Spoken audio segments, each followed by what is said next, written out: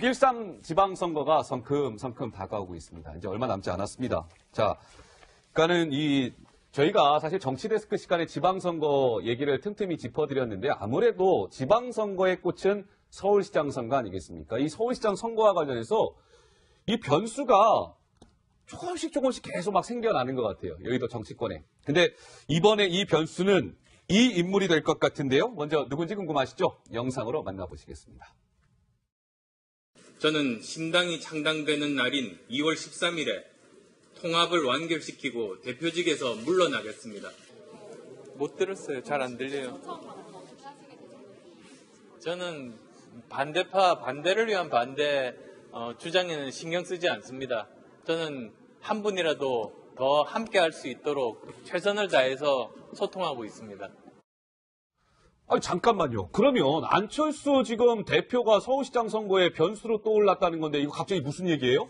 그러니까 이제 뭐 가능성이 열어놓은 거죠. 이제 보통 출마할 생각이 있다는 식으로 간접적으로 이제 관련 측근들을 통해서 입이 나오고 있는데 네. 사실 이제 입장이 좀 번복되고 있습니다. 어떻게요? 원래는 안철수 대표에 대한 그 단연의 그 경험으로 봤을 때 보통 자신의 뜻을 애매하게 말할 때 이렇게 얘기하거든요. 당을 위한 일이라면 하겠다. 예. 저번에 이제 예전에도 이제 그런 적이 늘 있었는데 네. 그래서 지난달 24일까지는 이렇게 얘기를 했습니다. 출마 결심은 아직이다. 당을 위한 일이라면 하겠다라면서 상당히 기자들이 그래서 출마를 하겠다는 건지 안 하겠다는 건지 판단이 안 섰는데 네. 어제 이제 한 야권 인사, 그러니까 안철수 대표를 접촉한 야권 인사에 따르면 이렇게 얘기를 했대요. 출마할 생각이 있고 서울시장도 가능성이 있다라면서 자신감을 표했다는 거죠. 네. 안철수 대표의 계산은 이렇다고 합니다. 그 야권 인사에 따르면 설날까지 그 전까지 큰 그림이 그려져서 어느 정도 이제 후보군으로서 이름을 올려놔야 되지 않겠느냐라는 건 계산을 가지고 있기 때문에 네. 사실 설 민심이 중요하잖아요. 그럼요. 그 전까지는 좀 약간 민심이 좀 모아지게끔 노력을 하겠다 이런 계산을 좀 깔고 있다 이렇게 전해왔습니다. 알겠습니다.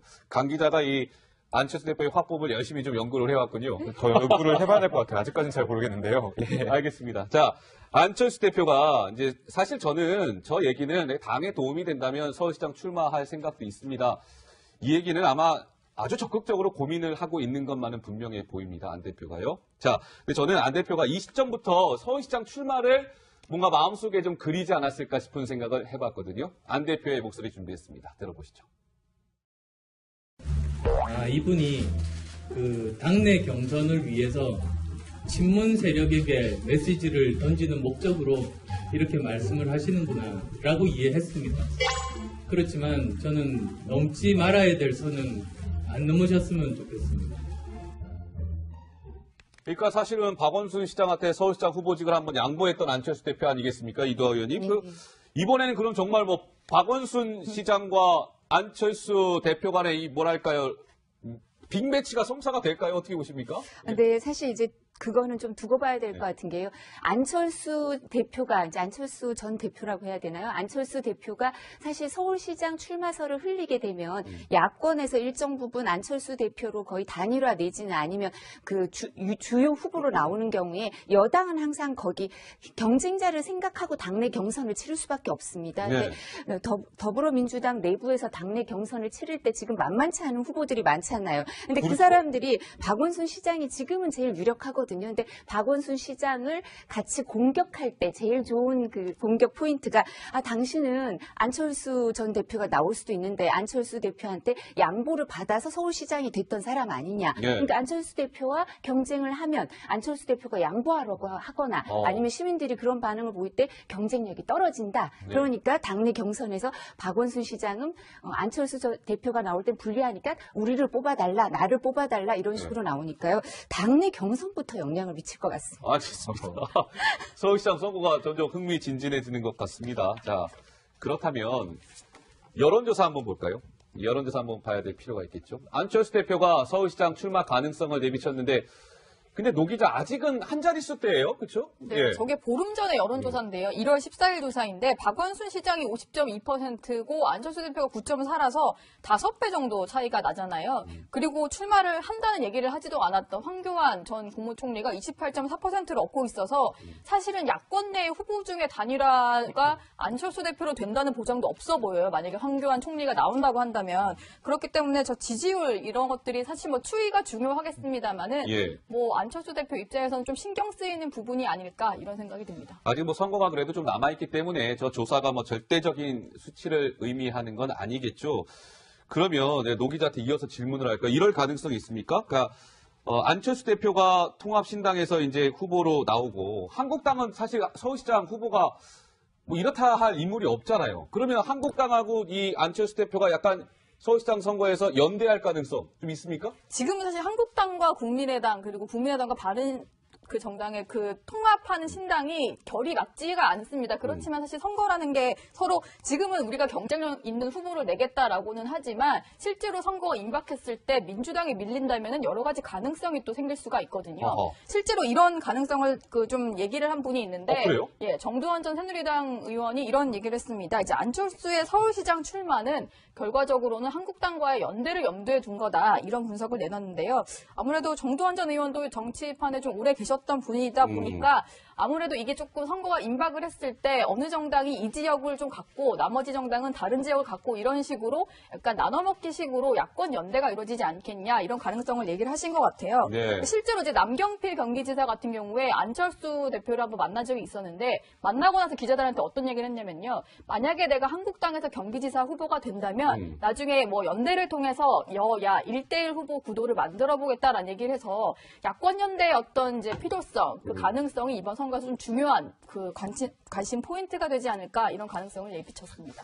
야, 정말 역시 정치는 살아 움직이는 생물인 것 같습니다. 여러 가지 지금 많이 시나리오가 난무하고 있는데요. 자, 그렇다면 안철수 대표와 한국당의 홍준표 대표 잘 이렇게 어울릴 것 같지 않지만 그래도 한 목소리를 낸 적이 있었습니다. 두 대표의 목소리 듣고 오시죠.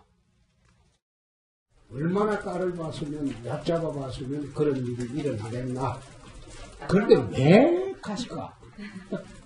응? 그런 대접 받으면서 어떻게 왜 갔을까? 수행하는 기자들도 보호 못 해주는 외교는 도대체 무슨 외교인지 묻고 싶습니다. 기자들이 맞은 게 아니라 국민의 자존심이 짓밟힌 겁니다. 그러니까 이두하 의원님 지금 사실 분위기상으로 보면 민주당 분위기가 좋잖아요. 그러니까 한국당 입장에서는 이제 이런 거죠. 그 신당과 한국당 입장에서는 예를 들면 오케이 서울시장은 안철수가 나가 대신 한국당이 안철수한테 몰아줄게. 대신에 경기도 같은 경우는 지금 한국당 남경필 지사 있잖아요. 오케이 그러면 경기도지사는 한국당에서 나가 우리 신당에서 한국당 남경필 확실하게 밀어줄게. 약간 이런 연대가 실제로 구체화될 가능성이 얼마나 된다고 보세요? 저는 충분히 가능하다고 생각하는 그렇습니까? 게 지금 이 문제를 제기하는 그 현역 의원들이 이런 선거 연대론을 주장하는 사람들이 꽤 많습니다. 왜냐하면 지금 약간 서울시장이나 다른 자리로 차출될 가능성이 있는 그 서울 그 현역 의원들 입장에서는 네. 사실 그게 쉽지가 않거든요. 지금 선거가 서울시장이나 경기도지사나 수도권 자체가 쉽지 않은데 근데 현역 의원들의 경우에는 당의 후보가 되면 그 국회의원직을 사퇴해야 됩니다. 어허. 그렇기 때문에 오히려 국회의원직을 그러니까 여당이 지금 상황이 좋기 때문에 여당에서 국회의원직을 사퇴하는 사람이 상당히 나올 거예요. 네. 그러면 오히려 한국당이 잘하면 좀 영입을 하고 하면 일당이 돼서 하반기엔 국회의장 자리도 갖고 올 수 있고 뭐 여러 가지 가능성이 생길 수 있거든요. 예. 그럼 이런 정치 지형을 생각하고 일정 부분 선거 연대론도 충분히 가능할 것 같습니다. 예. 알겠습니다. 선거 연대가 실제로 현실화될지 한번 지켜봐야 될 것 같고요.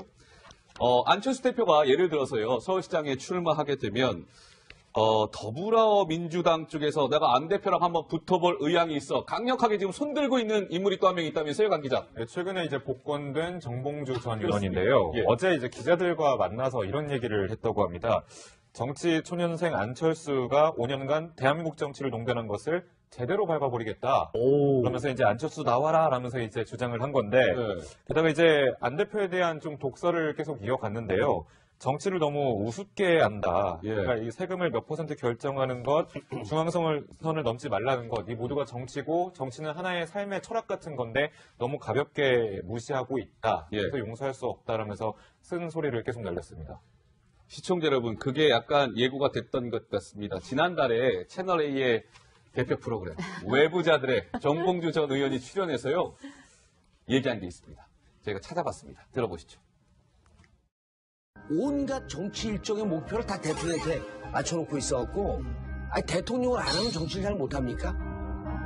이거를 사실 무척 얘기 많이 해갖고 저한테 대해서 일단 개인적으로 감정은 안 좋은 건 제가 알고 있어요. 그래서 저는 보름 1월 한 보름쯤 되면 제가 트윗에 딱 한 줄을 날릴 거예요. 이거 딱 한 줄이에요. 안철수 나와라. 네, 정봉주 전 의원의 목소리를 들었는데 오늘 또 반면에요. 서울시장 불출마를 선언한 분이 있습니다. 누군지 아십니까? 성이 같아요. 정봉주가 아니라 정청래 전 의원은 나 서울시장 불출마하겠다 이렇게 얘기했는데 정청래 전 의원은 그러면 정봉주 전 의원한테 좀 이렇게 힘을 실어주는 약간 이런 거라고 봐야 될까요? 원래도 사이가 좋을 뿐더러 예. 또 지금 나머지 후보군들은 대부분 현역 시장, 그러니까 박원순 시장이거나 아니면 현역 의원들이 많죠. 뭐 민병두 의원, 박영선 의원 뭐 이런 사람들처럼. 그러니까 정봉주 전 의원이 아무리 청와대에 빅사인이 있었고 뭐 문재인 대통령이 하시는 건 모두 옳습니다라고 얘기를 하면서 예. 본인이 혼자 정치인 중에는 사면이 됐으니까 그게 빅사인이라고 주장하지 않습니까? 지방선거 나가라는. 근데 그런 얘기를 하지만 전직 의원으로서 한계가 있으니까 아마 정청래 전 의원이 힘을 좀 실어주려고 하는 모양새인 것 같습니다. 알겠습니다. 서울시장 선거 이제 앞으로 여러 가지 정말 변수가 실제로 존재하게 될 것 같습니다. 자, 이런 가운데 시청자 여러분, 여야 간에 지금 요 한 가지 주제를 가지고 첨예하게 엇갈리고 있습니다. 선거 관련된 얘기 아니고요. 어떻게 보면 우리 대한민국 정치에 굉장히 중요한 문제입니다. 근데 여야 간에 좀처럼 접점을 찾지 못하고 있는 것 같은데요. 노은지 기자가 브리핑을 통해서 좀 설명해 볼까요? 네. 지금 개헌을 두고 여야 정치권이 상당히 좀 시끄러운 상황인데 네. 먼저 청와대의 상황부터 좀 살펴보겠습니다. 지금 보시는 사진이요. 제가 제목은 촛불로 한번 붙여봤는데 문재인 대통령과 참모진들이 사진을 찍었는데요. 뒤에 보시는 그림이 상당히 상징적입니다. 촛불 집회를 배경으로 한 그런 작품인데 이목상 작가의 광장의 서라는 작품이고요. 지금 보시는 사진은 지난해 11월 달에 청와대 본관 로비에 이 작품이 걸린 데 앞에서 이렇게 단체 사진을 찍은 모습입니다. 그런데 청와대에 이어서요. 더불어민주당은 개헌, 헌법을 개정하면서 촛불을 넣겠다 이런 얘기를 했는데 어제 개헌의총에서 이런 결정을 내린 겁니다. 먼저 헌법전문에 부마항쟁과 5.18 민주화운동을 비롯해서 촛불 시민혁명을 명시하겠다 이렇게 얘기를 한 건데요. 이 설명을 들은 한국당은 즉각 반발을 했습니다. 왜 그러냐면 이념적 갈등을 심화시킬 수 있는 가능성이 있다 이러면서 이 개헌안에 상당히 반발을 하고 있는 건데 사실 어제 민주당이 내놓았던 개헌안 중에서 논란이 됐던 게 또 한 가지가 더 있는데요. 우선 목소리부터 들어보겠습니다. 4조의 자유민주적 기본 질서를 보다 넓은 의미의 민주적 기본 질서로 수정을 하기로 했고요. 부마항쟁, 5.18 민주화운동, 60 민주항쟁, 촛불 시민혁명을 명시하기로 했는데 네, 앞부분에 보시면은 자유라는 단어 좀 들리셨을 것 같습니다. 재용경 원내대변인이 이제 의원총회가 끝난 이후에 브리핑을 이렇게 했습니다. 자유민주적 기본질서를 민주적 기본질서로 수정하겠다. 헌법 전문에 있는 이 표현을 자유라는 두 글자를 빼겠다. 이렇게 브리핑을 한 거였는데요. 이 이후에 논란이 되니까 4시간 이후에 더불어민주당에서 이런 정정 공지를 내보냅니다. 이런 얘기를 한 건데요. 대변인, 재윤경 대변인이 착오를 일으켰던 거다. 자유민주적 기본질서는 그대로 두기로 했다. 이런 얘기를 했던 겁니다. 그런데 여기에 대해서 한국당은 믿지 않는다 이런 반응인데요. 이건 마치 여론 떠보기나 다름없다 이렇게 비난 수위를 더 높이고 있습니다. 김성태 원내대표의 얘기 들어보시죠. 여론 떠보기 위한 한마디로 공작이에요. 자유를 빼내겠다는 것은 민주주의 체제 자체를 근본적으로 뒤흔들려고 하는 그런 문재인 대통령과 민주당의 여기 정치적 계산이 분명히 깔려있는 부분입니다. 여러 가지 표현을 넣냐 빼냐도 논란인데 사실 개헌안의 가장 중요한 핵심은 이 권력 구조와 관련이 있는데요. 민주당의 개헌안의 핵심은 4년 중임제가 아니냐 이런 얘기가 나오고 있습니다. 오늘은 일단 의원총회에서 대통령제를 근간으로 분권과 협치를 강화하겠다. 그리고 의원들 다수는 4년 중임제에 좀 의견을 같이 모았다. 이런 얘기를 했는데요. 이게 사실은 야당과의 앞으로 이제 협상을 하기 위해서 사실 이 표현을 명시적으로 빼기로 한 건데 어쨌든 4년 중임제에 방점을 둔 표현입니다. 다음 화면을 보시면요. 민주당의 어떤 이런 결정에는 문재인 대통령이 영향을 미쳤다는 분석이 나오는데요. 이번 신년 기자회견에서 문재인 대통령이 개인적으로 4년 중임제가 가장 바람직한 것 같다. 이렇게 강조를 한 바가 있었습니다. 한국당은 여기에도 좀 반대를 하는 상황이어서 앞으로 여야 간의 협상이 녹록지 않을 것 같은 상황입니다. 네, 노은지 기자 브리핑 들어봤습니다. 그러니까 뭐 개헌이라고 하면 시청자 여러분 너무 복잡하고 어려운 거라고 생각하시는데 지금 브리핑 들으신 것처럼 그러니까 아주 쟁점은 분명합니다. 근데 이 이도하 의원께서 보시기에는 어떻습니까? 어제 뭐 자유를 삭제하려고 했다가 뭐 자유 한 4시간 있다가 자유를 다시 넣었고요. 뭐 헌법 전문에 지금 촛불 시민혁명, 5.18 광주 민주화운동, 6월 항쟁, 부마 항쟁을 헌법도 전문에 넣겠다는 거고요. 일련의 지금 정치권에서 이 개헌 공방을 좀 이 의원님께서 어떻게 보세요? 사실 시간이 좀 필요한 게 아닌가라는 생각은 저는 드는데요. 이제 뭐 각 당의 대선 후보들이 다들 공약을 6월 지방선거 때 개헌 동시 투표를 하겠다라고 말은 했습니다만 지금 말씀하신 것처럼 촛불혁명과 이런 것까지 다 대한민국 헌법 전문에 3.1 독립운동과 같은 자격으로 넣을 건지 이런 부분에 대해서는 근대사도 아니고 현대사, 지금 평가가 이루어지고 있는 항목에 대해서 누군가의 평가를 내려서 먼저 넣는 거에 대해서는 국민들이 여러 가지 이견이 있을 수밖에 없고 국민들이 분열하는 계기가 될 수도 있거든요.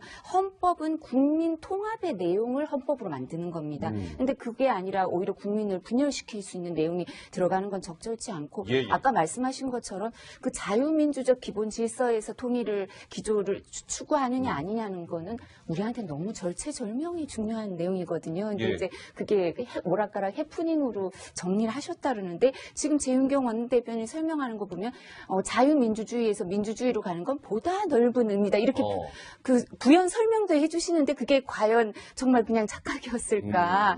그런 오해가 생길 수 있고요. 그래서 이 부분은 대통령도 탄핵 사태를 겪으면서 제왕적 대통령제에서 조금은 분권형 대통령제로 가야 되는 게 아닌가 하는 게 야당의 생각이기 때문에 국민 여러분이 좀 이 부분에 대해서 고민을 하실 시간도 같이 가져야 되지 않을까 싶습니다.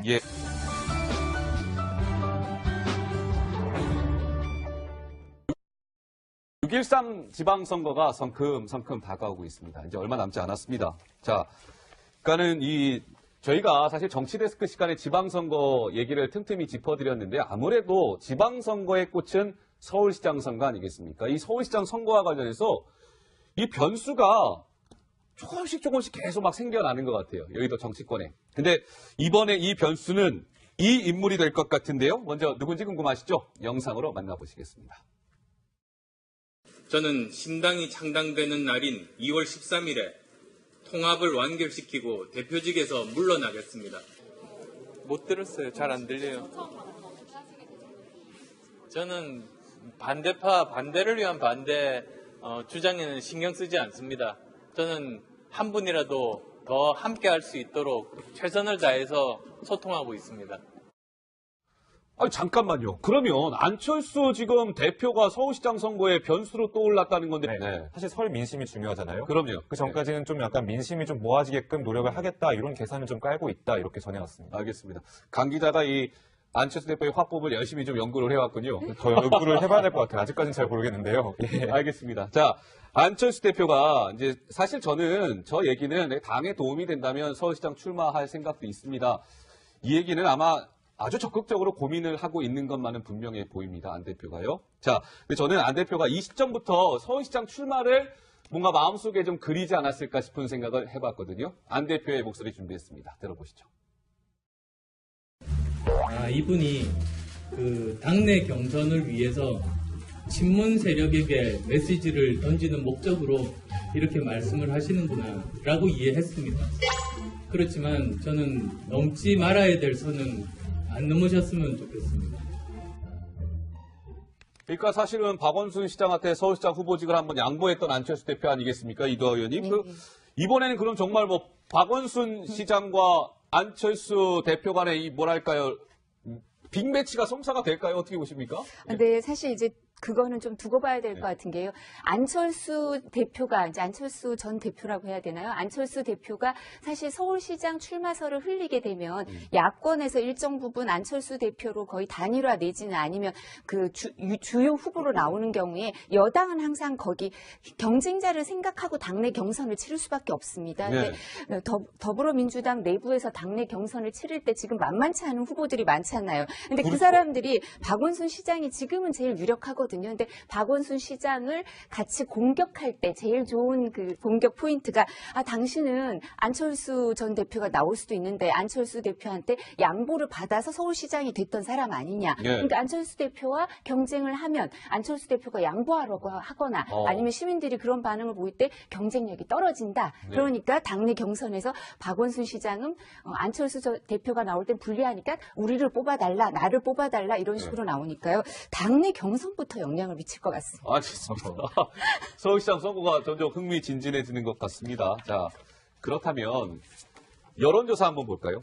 여론조사 한번 봐야 될 필요가 있겠죠. 안철수 대표가 서울시장 출마 가능성을 내비쳤는데 근데 노 기자 아직은 한 자릿수대예요, 그렇죠? 네, 저게 보름 전에 여론조사인데요. 1월 14일 조사인데 박원순 시장이 50.2%고 안철수 대표가 9.4라서 5배 정도 차이가 나잖아요. 그리고 출마를 한다는 얘기를 하지도 않았던 황교안 전 국무총리가 28.4%를 얻고 있어서 사실은 야권 내 후보 중에 단일화가 안철수 대표로 된다는 보장도 없어 보여요. 만약에 황교안 총리가 나온다고 한다면. 그렇기 때문에 저 지지율 이런 것들이 사실 뭐 추이가 중요하겠습니다만은 뭐 안철수 대표 입장에서는 좀 신경 쓰이는 부분이 아닐까 이런 생각이 듭니다. 아직 뭐 선거가 그래도 좀 남아있기 때문에 저 조사가 뭐 이거 갑자기 무슨 얘기예요? 그러니까 이제 뭐 가능성이 열어놓은 거죠. 이제 보통 출마할 생각이 있다는 식으로 간접적으로 이제 관련 측근들을 통해서 입이 나오고 있는데 사실 이제 입장이 좀 번복되고 있습니다. 어떻게요? 원래는 안철수 대표에 대한 그 단연의 그 경험으로 봤을 때 보통 자신의 뜻을 애매하게 말할 때 이렇게 얘기하거든요. 당을 위한 일이라면 하겠다. 저번에 이제 예전에도 이제 그런 적이 늘 있었는데 그래서 지난달 24일까지는 이렇게 얘기를 했습니다. 출마 결심은 아직이다. 당을 위한 일이라면 하겠다라면서 상당히 기자들이 그래서 출마를 하겠다는 건지 안 하겠다는 건지 판단이 안 섰는데 어제 이제 한 야권 인사, 그러니까 안철수 대표를 접촉한 야권 인사에 따르면 이렇게 얘기를 했대요. 출마할 생각이 있고 서울시장도 가능성이 있다라면서 자신감을 표했다는 거죠. 안철수 대표의 계산은 이렇다고 합니다. 그 야권 인사에 따르면 설날까지 그 전까지 큰 그림이 그려져서 어느 정도 이제 후보군으로서 이름을 올려놔야 되지 않겠느냐라는 건 계산을 가지고 있기 때문에